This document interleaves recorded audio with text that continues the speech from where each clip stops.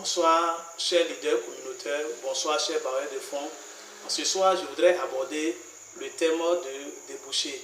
Et je voudrais parler de l'importance du débouché dans tout ce qui est projet en milieu rural. L'histoire nous enseigne que les Européens sont arrivés en Afrique suite à leur produit qui a augmenté et ils voudraient des débouchés en Afrique. Et ils sont arrivés pour ces excédents de produits. Donc, en ce soir, je voudrais vous dire, tous ceux qui désirent dans le milieu rural, qu'il faut au préalable trouver des débouchés pour ces dames. Et pourquoi je dis cela? Je dis cela parce que, étant sur terrain, j'ai vécu une expérience. Et cette expérience m'a mené à dire qu'il faut d'abord trouver des débouchés pour ces dames avant de commencer tout autre projet. Et nous étions sur terrain. Sur terrain, qu'est-ce que nous avons observé? Nous avons observé que des dames qui produisent déjà sont en train de chercher des débouchés alors que nous sommes partis pour les mettre en association. Et l'association, c'est l'association villageoise d'épargne et de crédit. Et donc, ces dames-là, nous avons décidé de les mettre ensemble. Et si nous les mettons ensemble, il faut épargner. Mais on épargne avec quoi? Avec un revenu. Alors qu'en milieu rural, ce que nous constatons que ces dames-là, elles ont une petite taille d'exploitation. Leur exploitation n'est pas assez. Et celles qui produisent, qui cherchent à vendre, elles vendent localement à vil prix. Donc, pour que leurs revenus puissent accroître ou bien elles aient plusieurs sources de revenus, il faut trouver des débouchés pour ces dames-là. Et quand on trouve des débouchés, qu'est-ce qu'on est en train de créer? On est en train de créer encore de la valeur ajoutée à ce que ces dames-là produisent.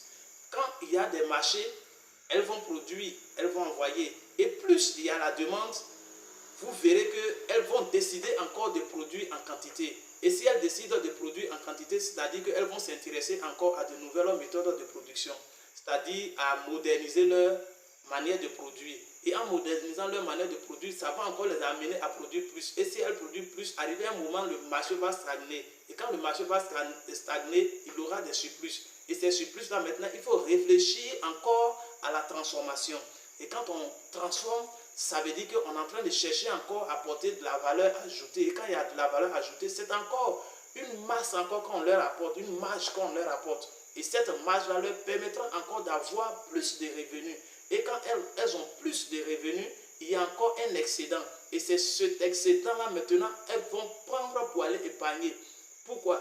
Parce que celles qui dépensent, si par exemple elles dépensent 25 000 francs par mois et qu'elles ne perçoivent que 20 000 francs, comprenez avec moi qu'elle ne peut pas épargner. Mais si elle dépense 25 000 francs et qu'elle gagne 30 000 francs, donc elle a la possibilité d'épargner 5 000.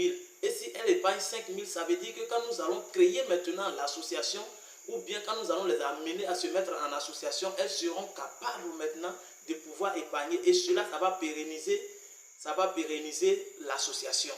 Ce qu'on a remarqué très souvent, il y a ces projets-là qui échouent, il y a ces projets-là qui décollent mal, ou bien même quand ça commence et après il n'y a pas d'impact et le projet prend fin parce que ces femmes-là seront limitées quelque part. Elles vont produire, quand on leur donne des machines, on leur donne des matériels pour aller produire. Oui, elles vont produire, il y aura un plus. Et ce plus-là, elles vont vendre ça où? Il n'y a pas de lieu pour vendre.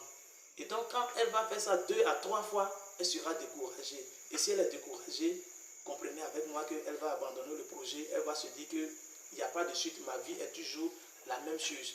C'est pourquoi je suis venu en un bref instant pour vous dire l'expérience que j'ai eue. Il faut qu'on trouve d'abord des marchés. Et c'est pourquoi, dès que j'ai été contacté pour travailler pour ces dames, parce que je devais suivre ces dames-là, je dois les suivre dans leur exploitation. Comment produire? Moi, en tant qu'agroéconomiste, je dois les suivre sur le terrain. Et d'abord, j'ai exigé qu'on ait une étude de marché, qu'on trouve des débouchés pour ces dames avant de les amener maintenant même dans la grande production. Et c'est ce que nous sommes en train de faire.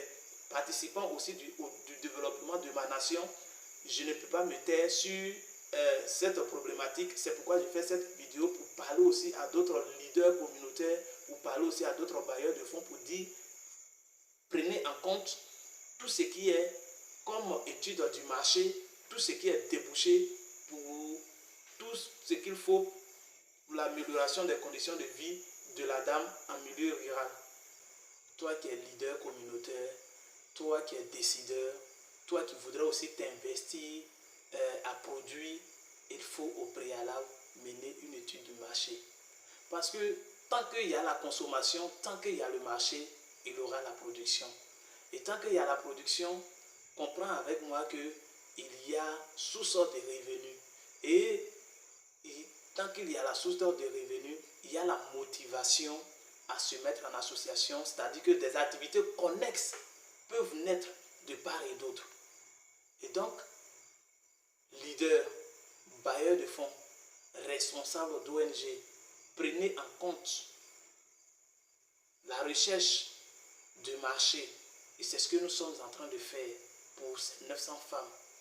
Si tu as aimé la vidéo, il faut liker, partager et t'abonner.